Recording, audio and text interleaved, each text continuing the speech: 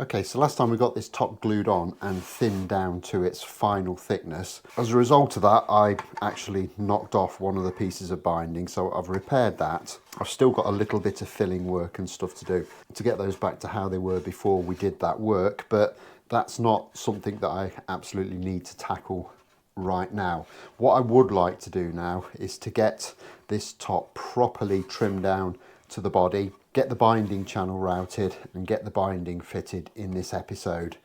That is going to leave us with a body which is kind of pretty much done for the time being. All the next steps are reliant on having a neck to fit to it, which is what we'll be moving on to. However, there is a little bit of work that we need to do. A lot of what we're doing today is going to involve a router. And I have a running joke with a friend of mine, Jamie, that the router is the honey badger of the power tool world. And what we mean by that is basically the honey badger doesn't give a f***. And the same can be said for a router. If you don't treat a router with respect, if you're not careful with what you're doing, the second you make the slightest mistake, the router will take over and turn it into an absolute catastrophe. So it's not just a case of grabbing the tool and having at whatever you're doing. There are some theories involved and there are some techniques which will stop you from making a mess of things. And one of the theories is, especially on jobs like this, if you can minimise the amount of material that you need to take off with the router, you will also minimise your chances of disaster. And you might be able to see here, in some places there's a fair old amount of material that needs to come off. It could be kind of 4 or 5 mil. In other places, we're pretty flush already and it's okay. Now, the timber for this top cost me over £100 and that's a lot of money for me to spend on a bit of timber. Additionally, I've probably got 10 hours at least invested in this top. So there's a couple of really good reasons there why I don't want to mess it up. To that end, I'm going to take every precaution I can to make sure that I don't have a disaster. And the first one of those is I'm going to trim down as much of this as possible with a hand tool before I get the router out. And to achieve that, I'm going to use one of my favourite tools, the spokeshave. We've got 2 here. One's got a flat sole, one's got a curved sole. The flat sole will be good for kind of external radiuses and the curved sole is good for in these kind of bendy bits. So I'll get this in the vise and we'll start working that material down in preparation for the final cleanup.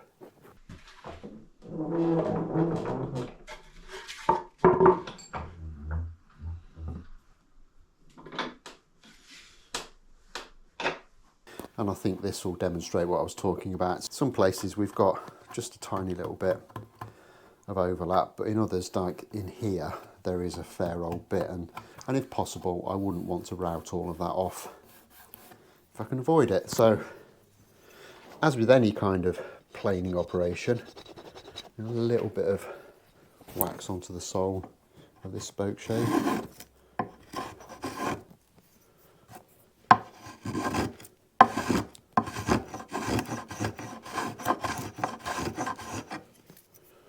And I'll just start working that material away.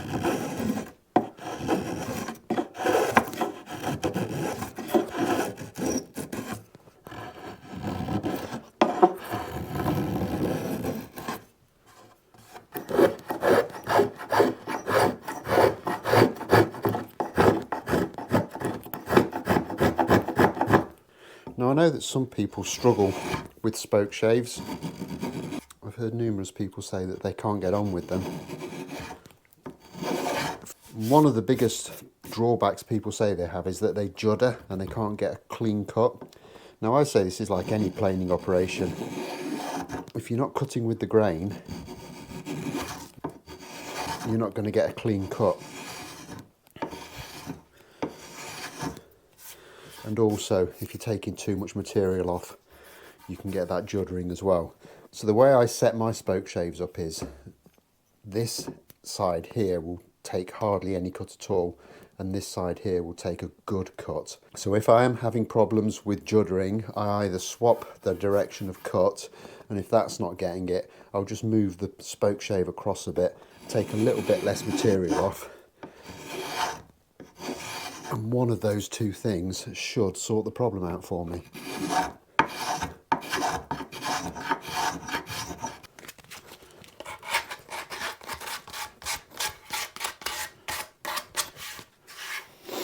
And with that all kind of spoke shaved down close to where we need it, we can then get the router on it. So I've got the small Katsu router, and I've just got a bottom bearing guided cutter on there, 1/2 inch cutter, 1/2 inch bearing, and we're just going to run that round the edge. Now, it's not as simple as just running that right the way around the perimeter of this thing. I find in these situations it's better to employ what I call downhill routing. So I'm going to start at all the high points and route downhill, and we'll just do that all the way around the body until we've got it all done. I've had a lot more success doing things that way. It just means you're much less likely to be chipping material out as you go around. Right, let's get routing.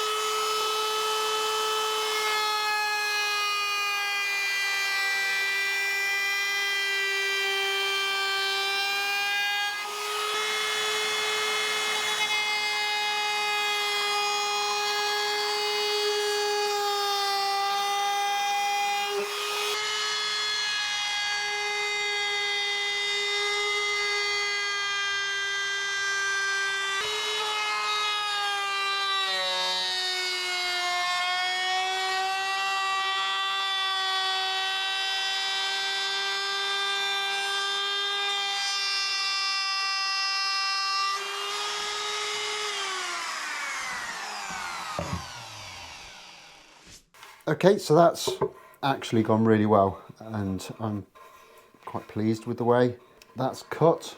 All seems nice and smooth and kind of how I want things to be. So yeah, happy with that. So next up is we need to cut the binding channel, and that is a very similar process to what we've just done. All I'm doing is I'm going to change out this 1/2 inch bearing for a couple of 9mm bearings or thereabouts, which will give me the 1.5mm difference in cut that I need for our binding channel. So I'll just turn the power off. It's simply just a case of unscrewing that little nut.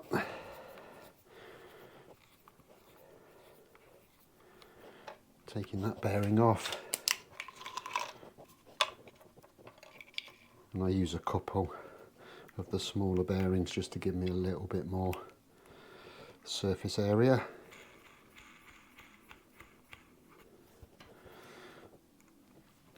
Tighten that up, and we're ready to rock and roll. And I've just set this up so it's got about a 6mm depth of cut, which is exactly what we want to match the binding. And I'm literally going to just replicate what I did with the trimming pass and work downhill until I've gone all the way around the body, and we've got our binding channel cut. Now, in terms of where this meets the neck pocket, I know on this top horn it needs to go right into the corner. I'm not really sure whereabouts our neck pocket will be situated in regards to this bottom edge, so I'm literally just going to kind of route right the way through there and bind it, and then wherever we trim it to is where we trim it to, really.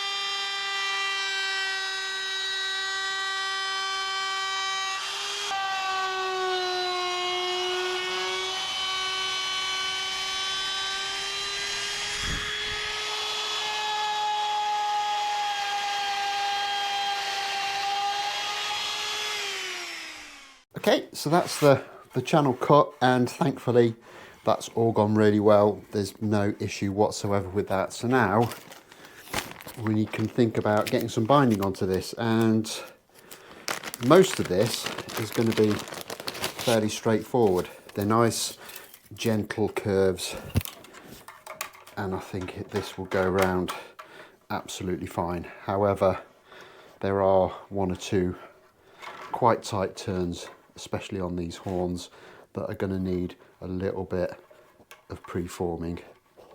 I mean, they're not far off, but better safe than sorry. So what I'm going to do is I'm going to start fixing this on with a bit of masking tape. Kind of starting right at the butt of the guitar. Fasten it loosely in place.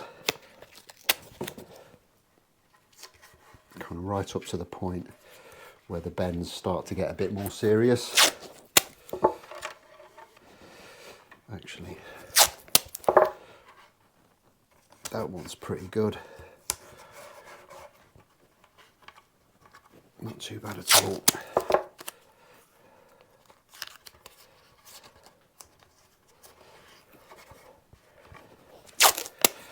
So I think we'll see if we can get them both to go around.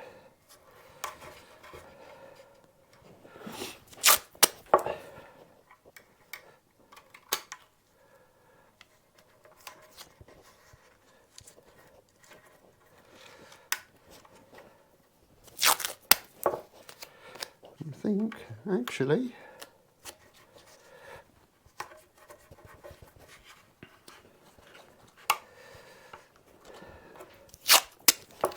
we're going to be pretty good.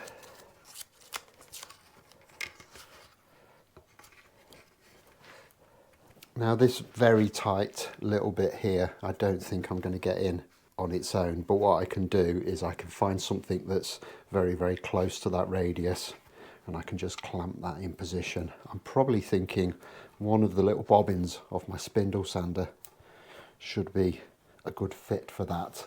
But with that all held in place, what I'm going to do now is just start working my way around with the acetone, do a little section at a time, and see how we get on. Just get a few little bits of tape ready.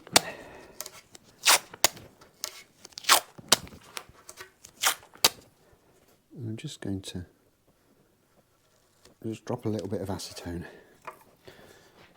into like a 3-inch section.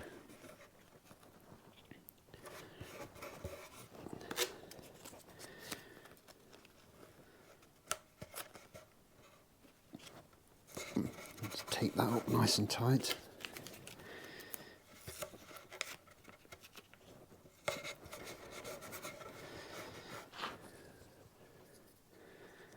Kind of move on to the next bit. You don't need much acetone, and what you find is that with it being literally water thin, it will wick into that little gap even underneath the other tape that I've put on, and that should give us a nice gap-free finish. Okay, I'm going to shut up talking now and just carry on working my way around this.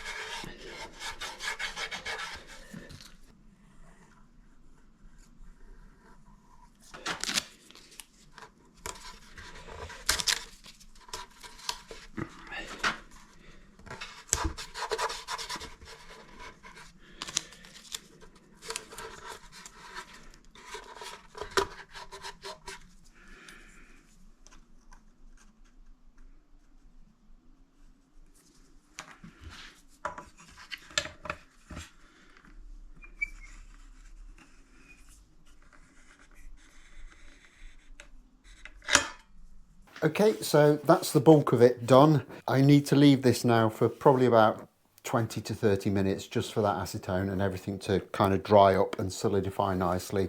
Then I need to take all of this tape off, and I just need to check that where I'd initially taped this on, that the acetone has actually got behind that and we've got a good joint. There might be one or two little places where we have to kind of do a little bit of remedial work, but usually the acetone seeps in exactly where you need it, so hopefully it'll be okay. Okay, so this has been drying for probably about an hour now, so we can start to kind of work our way around and get some of this tape off. No kind of mean feat that. There is quite a lot of it. From what I can see, it does look quite good.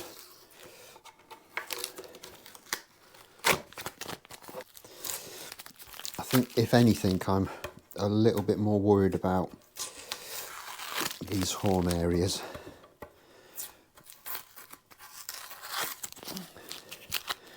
Because it tends to be the tighter bits where you get the trouble.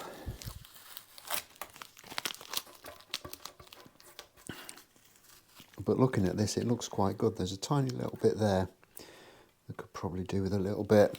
And there's a little bit on the horn, but I might have to get a clamp on that just to pull it in.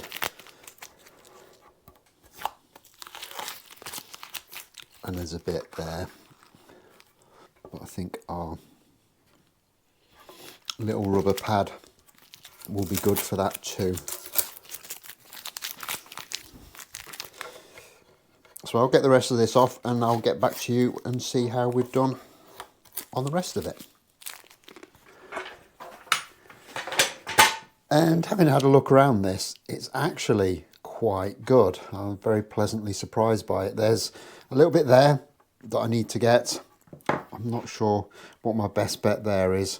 I'd like to do it with this, but I'm not sure there's a real good opportunity to clamp because just the way that the body's shaped.